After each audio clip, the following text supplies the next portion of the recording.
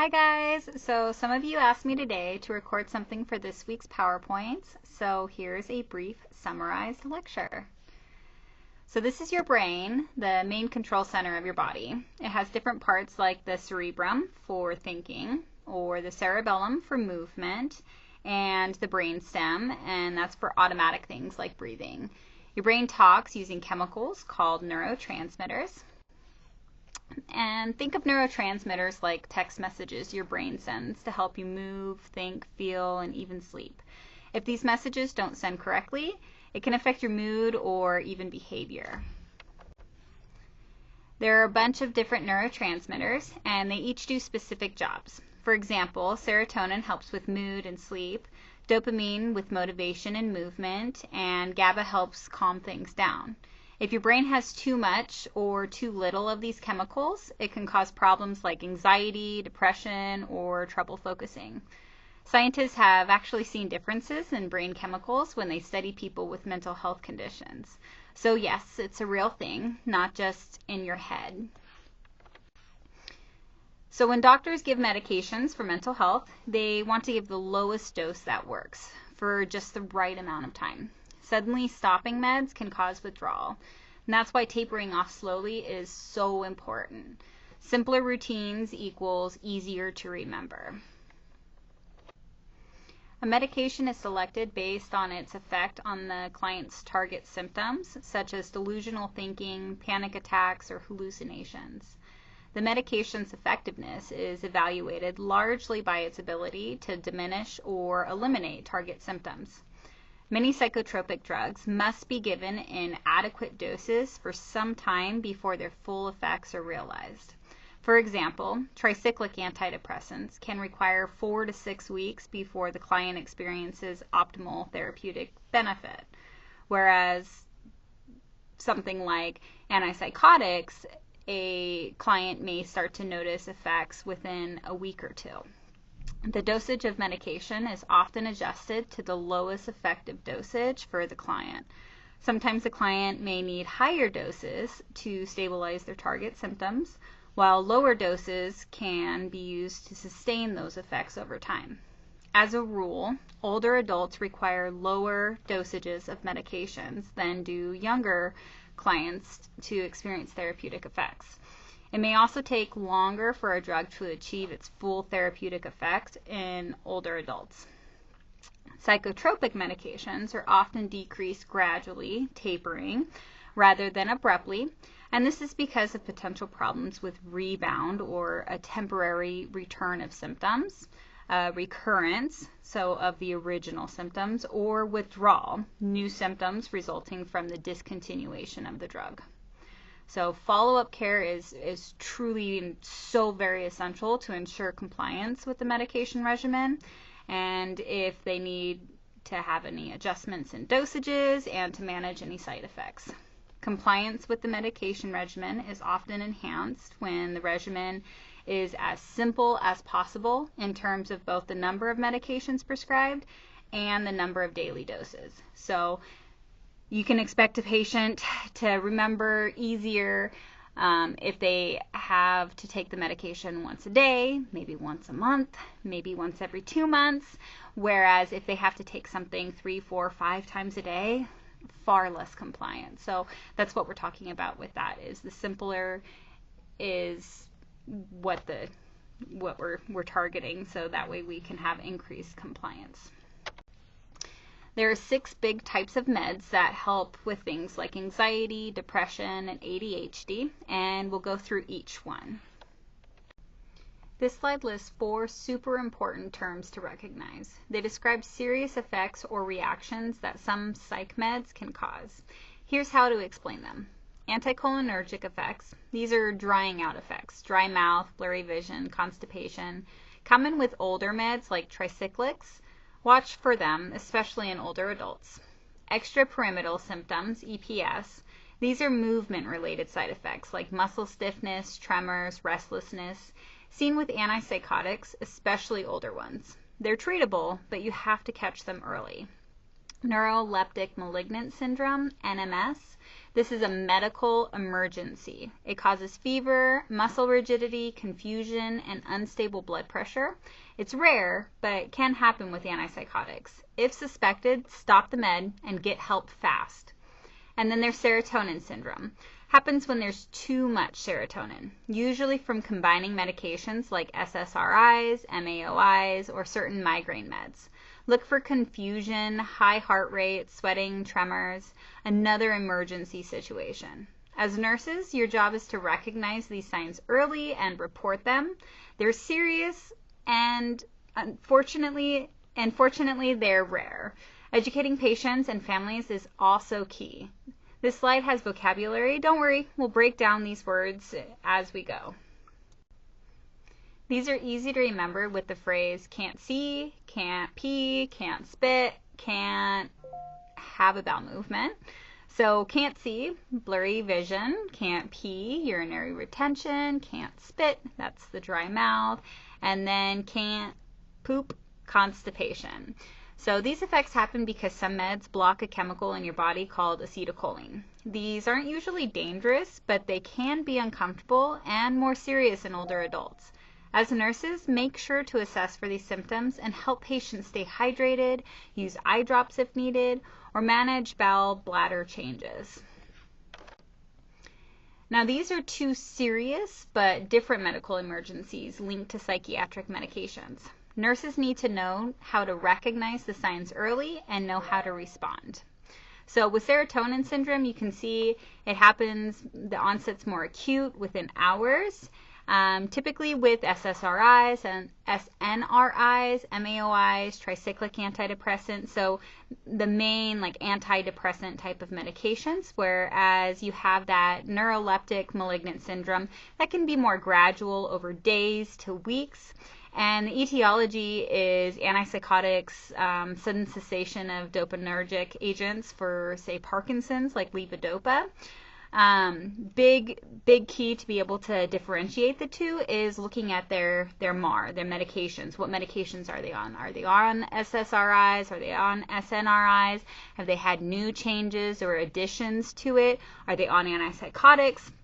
Or have they suddenly stopped a medication? So really important to get that med history for your patients to be able to differentiate, because as you start to get into the symptoms, you start to see, well, they're pretty similar, right? So you have the tachycardia, you have the raised blood pressure, hyperthermia, the sweating, rigidity, altered mental state. So you really, the presentation can be very similar. And then the neurologic signs, hyperreflexia, and then you have hyporeflexia with the NMS, clonus and tremor, and the NMS, you have like lead pipe rigidity, and this is where, I mean, you go to move them, and they're just like, they're literally like a lead pipe. They don't move. Their pupils with serotonin syndrome may be dilated, whereas with NMS they may be normal. GI effects, they could have diarrhea or increased bowel sounds, whereas they could be normal in NMS. Another big key differentiating symptom of NMS to serotonin syndrome is that creatinine kinase is typically raised with NMS, and it can be normal, might be slightly raised with serotonin syndrome, but it'll definitely be raised with the NMS. And that's because these patients they're just contracted, and they're moving constantly, and it's like running a marathon nonstop for days on end. It's pretty profound when you see it. Management is a bit different for each. So for serotonin syndrome, you would stop the serotonergic drugs, IV fluids, cooling measures, benzodiazepines, and then cyproheptadine. Whereas with NMS, you would stop the antipsychotics, IV fluids, dantrolene, and then sometimes bromocriptine. So the management's a little bit different. Your job as nurses is to really try to identify that there's something going on with this patient. Because if you look at the symptoms, this presentation, what else could make you think, hey, this could be going on? You have the tachycardia, you have the hyperthermia, altered mental state. Like, what are you thinking? Probably sepsis, right? So it gets misdiagnosed as sepsis often and frequently when it happens, because if the med rec isn't done. So really getting to know your patient and really finding out what that underlying cause is, because it's treated very differently. So some meds can mess with your movements, like making your muscles stiff or twitchy. And these are treatable if they show up. Here I have on this next slide, I have some examples. Keep your mouth open. Okay, that's fine. I didn't have much strength. With the choreic disorders, the constant random kind of movements, patients either are unaware or underestimate how bad their movement disorders are. Whereas patients with tardive dystonia are very much aware of their syndrome. Turn sideways to me. That's right. No, that's perfect. Dorothy has these involuntary movements of her arms, particularly her left arm. But the major problem here was the arm and the axial dystonia, so that she's leaning backwards. Just gone by itself, huh? Can you hold your hands out in front of you? Both hands? During this entire time, her psychosis was completely controlled. But they weren't able to find any other medications that could treat her. And the right hand? And she was intolerant of reserpine that induced a severe depression. The left hand? She was placed on clozapine, which actually did nothing at all for her movement disorder. You open your mouth. And the rationale for using clozapine was to allow this passive healing business, and also hopefully to treat the tardive dystonia, but it really didn't treat the tardive dystonia. But when we added reserpine, she was able to tolerate it this time, and she became dramatically better. This 76-year-old woman has a 2-year history of tardive orofacial stereotypies related to an 8-year treatment of chronic nausea with phenothiazines. How old are you? 77. And what is it that's bothering you the most? My mouth. How long have you had the problems with your mouth? Well, I guess about a year and a half. How long? About a year and a half. Okay.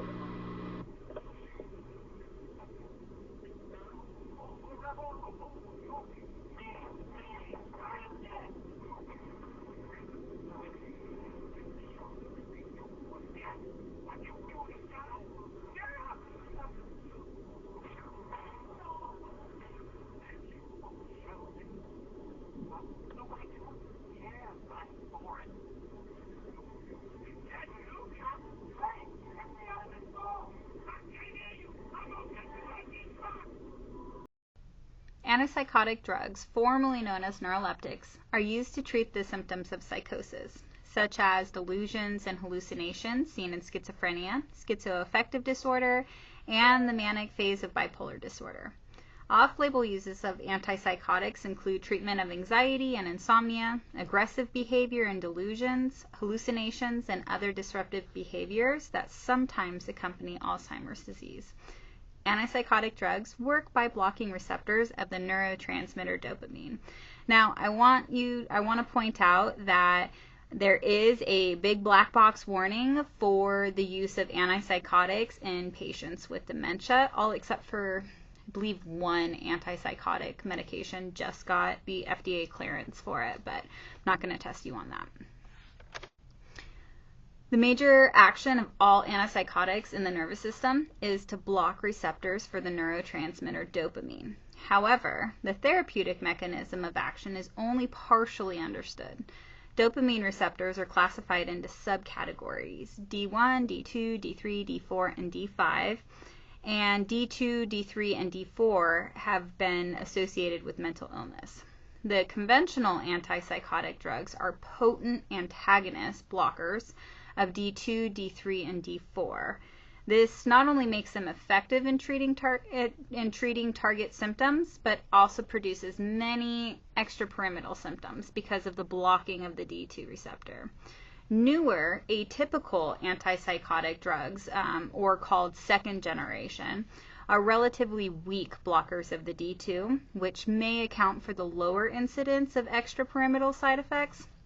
In addition, atypical antipsychotics inhibit the reuptake of serotonin, as do some of the antidepressants, increasing their effectiveness in treating the depressive aspects of schizophrenia. Antidepressant drugs are primarily used in the treatment of major depressive illness, anxiety disorders, and the depressed phase of bipolar disorder, and some psychotic depression. Off-label uses of antidepressants include the treatment of chronic pain, migraine headaches, peripheral and diabetic neuropathies, sleep apnea, dermatologic disorders, panic disorders, and eating disorders. Although the mechanism of action is not completely understood, antidepressants somehow interact with the two neurotransmitters, norepinephrine and serotonin, that regulate mood, arousal, attention, sensory processing, and appetite. And the precise mechanism by which antidepressants produce their therapeutic effects is not entirely known, but much is known about their action on the central nervous system. Researchers believe, and remember, this is all in kind of theory, and the theory changes probably every 5 years, but researchers believe that the actions of these drugs are an initiating event, and that eventual therapeutic effectiveness results when neurons respond more slowly, making serotonin available at the synapses. So SSRIs increase the amount, or is thought to increase the amount of serotonin available at the postsynaptic receptors, which then increases serotonin activity and relieves depressive symptoms. The first SSRIs became available in 1987 with the release of fluoxetine, Prozac, and have largely replaced tricyclic antidepressants as the first choice in treating depression, because they're really equal in efficacy and produce far fewer troublesome side effects than tricyclics. The SSRIs are also effective in the treatment of other conditions like OCD, or obsessive compulsive disorder, and certain anxiety disorders as well. Now, when treating depression, suicide is always a primary consideration, especially in children and young adults up to 24. There's actually a black box warning on that, and we will get into the nitty-gritty of why more so this next week when we go over depression. The cyclic compounds became available in the 1950s, and for years were the first drugs of choice to treat depression, even though they can cause varying degrees of sedation, orthostatic hypotension, and many anticholinergic side effects. In addition, cyclic antidepressants are potentially lethal if taken in an overdose. So very, very, very much we do not give these to patients who are actively suicidal. And then during that same period, the MAOIs, the monoamine oxidase inhibitors, were discovered to have a positive effect on people with depression. And although the MAOIs have a lower incidence of sedation and anticholinergic effects, they must be used with extreme caution for several reasons. So, and life-threatening side effects like hypertensive crisis is the main one and the biggest one. And that can occur if they're taking an MAOI and then they ingest foods that contain tyramine, which is an amino acid. And then there's a high potential of fatal drug interactions with a lot of different medications, and can't be given in combination with any other antidepressants. So no tricyclic antidepressants, SSRIs, SNRIs. Actually, there's like a 2-week washout period if they were on an MAOI and they're trying to switch over to like an SSRI or an SNRI. It's pretty profound. So central nervous system depressant is also pretty big with this. Can interact with many antihypertensives, general anesthesia. So we don't really see MAOIs used very frequently. It's actually a lot more rare to see one, but it's important to know what an MAOI is in case you do come across it and they're taking this medication, knowing that you want to make sure they're not having wine or cheeses or anything fermented, no chocolate. So there's a lot of foods that they cannot cannot eat if they are on an MAOI, and a lot of medications they cannot have. So just kind of make yourself familiar with this, although you won't see it a bunch in actual practice. So some meds like bupropion or mirtazapine help in different ways. So bupropion is also known as Wellbutrin. That can give a little bit of energy, can actually help with a little bit of weight loss, but it does raise seizure risk. And then mirtazapine, it helps with sleep and can help with weight gain. So if you have your really little tiny patients that are really, really super skinny or have trouble sleeping, you may see them on this mirtazapine to help them gain weight and sleep. So mood stabilizing agents, lithium is probably one of the most common that you will see for that, and these help people with mood swings like bipolar disorder. We do have to monitor blood levels to avoid side effects. So lithium is the main one. We'll see some anticonvulsive medications like carbazepine, valproic acid, gabapentin, topiramate, oxcarbazepine, and lamotrigine are some others that we will see as mood stabilizing agents. So going to lithium, although lithium has many neurobiologic effects, its mechanism of action in bipolar is very poorly understood. But they think that it normalizes the reuptake of certain neurotransmitters like serotonin, norepinephrine, acetylcholine, and dopamine. It also reduces the release of norepinephrine through competition with calcium and produces its effects intracellularly rather than within neural synapses. So getting into more complex components of it, and again, I'm not going to test you on these more complex processes of it, but it can act directly on G proteins and certain enzyme subsystems such as cyclic adenosine monophosphates and phosphatidylnisyldol. Man, that word.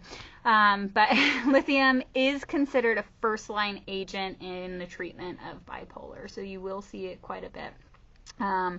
Mechanism of action for anticonvulsives, again, not very clear because it's really used more off-label as a mood stabilizer.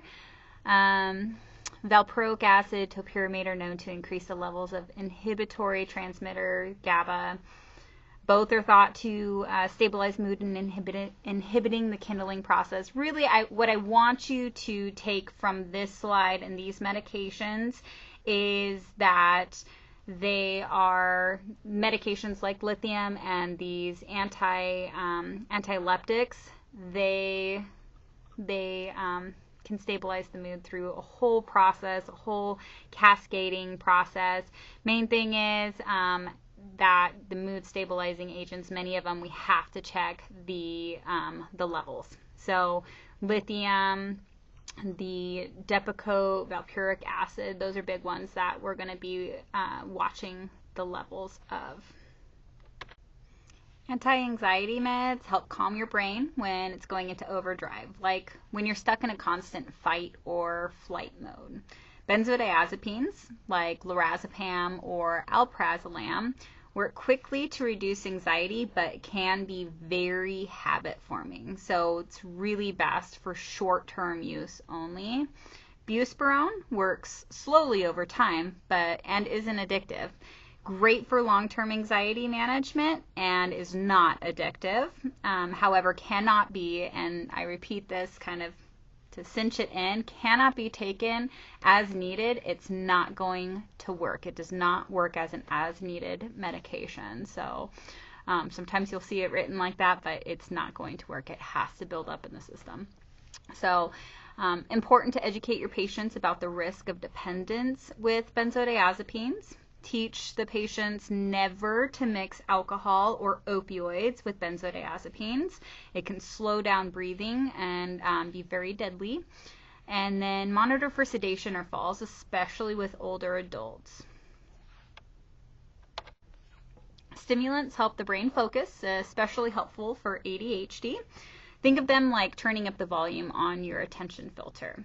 So common ones are like methylphenidate, Ritalin, and amphetamine salts, Adderall. Side effects, big ones, can cause a loss of appetite, insomnia, nervousness, increased heart rate. Rarely it can trigger mood swings or tics as well. So big thing that we need to do is we need to make sure we're monitoring the weight and height in kids. They can suppress the growth and make kids shorter and smaller and skinnier, which it can be really bad. Give in the morning to avoid sleep problems. We don't want to give them a stimulant right before they're trying to go to bed. And then educate them about the risk of misuse. These meds are a highly controlled substance. They're actually considered a Schedule II, which is like the highest type of control that we can have prescribing-wise. So also we're checking for a history of heart problems or high blood pressure, as it can increase heart rate and blood pressure. So cognitive enhancers, these can help with memory in conditions like dementia. It does not cure or reverse the dementia. I want to push that in. It's not a cure, it's not a reversal agent, but it can slow down some of the symptoms. So it can take a few weeks to notice improvement. For degenerative dementias, no direct therapies have been found to reverse or retard the fundamental pathophysiological processes. So there's levels of numerous neurotransmitters such as acetylcholine, dopamine, norepinephrine, and serotonin that are decreased in dementia. And this has led to attempts at replenishment therapy with acetylcholine precursors, cholinergic agonists, and cholinesterase inhibitors. So that's these cognitive enhancers. So donepezil, which is Aricept, rivastigmine, which is Exelon, and galantamine, Remeline, Razidine, Nivolene, those are the brand names for those. So these cholinesterase inhibitors have shown just a modest therapeutic effect, and they just temporarily slow that progress.